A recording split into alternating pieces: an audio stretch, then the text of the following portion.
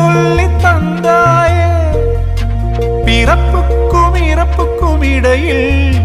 வழி நடத்தி சென்றாயே உனக்கே